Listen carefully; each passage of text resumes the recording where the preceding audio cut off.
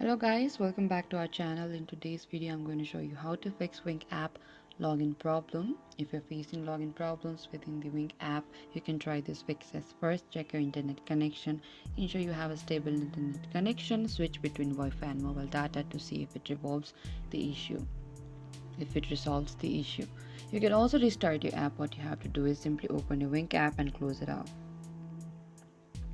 and this can often fix minor glitches. You can also try updating your app. Go to the Play Store and look out for the Wink app, and make sure you're using the latest version of the Wink app, updated from the Google Play Store for the Android or the App Store for the iOS. Or also try restarting your device. Sometimes restarting your device can resolve login issues as well.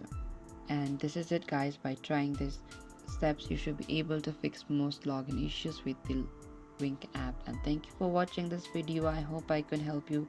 Do not forget to like, subscribe and hit the bell notification icon for more upcoming uploads.